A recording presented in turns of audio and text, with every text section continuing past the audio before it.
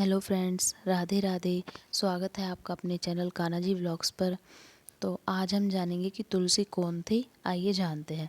तुलसी पौधा पूर्व जन्म में एक लड़की थी जिसका नाम वृंदा था। राक्षस कुल में उसका जन्म हुआ था। बचपन से ही वह भगवान विष्णु की भक्त थी। बड़े ही प्रेम से भगवान की सेवा पूजा किया करती थी। जब वह बड़ी हुई तो उनका विवाह राक्षस कुल में दानव राज जलंधर से हो गया। जलंधर समुद्र से उत्पन्न हुआ था। वृंदा बड़ी ही पतिव्रता स्त्री थी। वह सदा अपने पति की सेवा किया करती थी।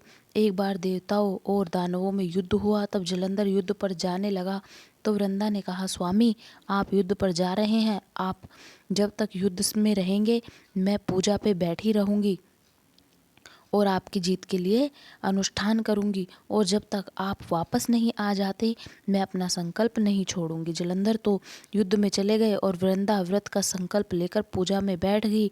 उनके व्रत के प्रभाव से देवता भी जलंधर को हरा ना, सारे देवता हारने लगे।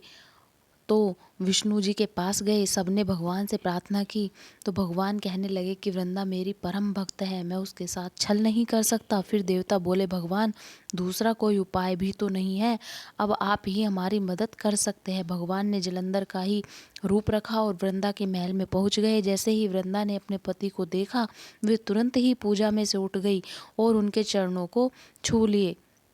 जैसे ही उनका संकल्प टूटा, युद्ध में देवताओं ने जलंधर को मार दिया और उसका सिर काट कर अलग कर दिया। उनका सिर वृंदा के महल में गिरा। जब वृंदा ने देखा कि मेरे पति का सिर तो कटा पड़ा है, तो फिर ये जो मेरे सामने खड़े हैं ये कौन है? उन्होंने पूछा, आप कौन है जिसका स्पर्श मैंने किया? तब भगवान अपने रूप में आ गए, पर वे कुछ ना बोल सके। वृंदा सारी बात समझ गई। उन्होंने भगवान को श्राप दे दिया, आप पत्थर के हो जाओ, और भगवान तुरंत ही पत्थर के हो गए। सभी देवता हाहाकार करने लगे। लक्ष्मी जी भी रोने लगी और प्रार्थना करने लगी। तब वृंदा जी ने भगवान को वापस वैसा ही कर दिया और अपने पति का सिर लेकर वह सती हो गई। उनकी राख से एक पौधा निकला। तब भगवान विष्णु जी ने कहा, आज से इनका नाम तुलसी है और मेरा एक स्वरूप इस पत्थर के रूप में रहेगा, जिसे शालिग्राम के नाम से तुलसी जी के साथ ही पूजा जाएगा, और मैं बिना तुलसी जी के भोग स्वीकार नहीं करूँगा।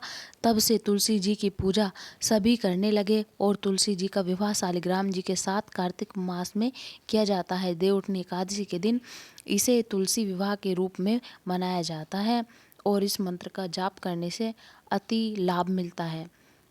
नमो नमस्ते तुलसी पापम हरा हरि प्रिय है। अगर आपको ये जानकारी पसंद आई हो तो प्लीज़ वीडियो को लाइक करें, चैनल को सब्सक्राइब करें और बेल नोटिफिकेशन को ऑल पर क्लिक करें। Thanks for watching.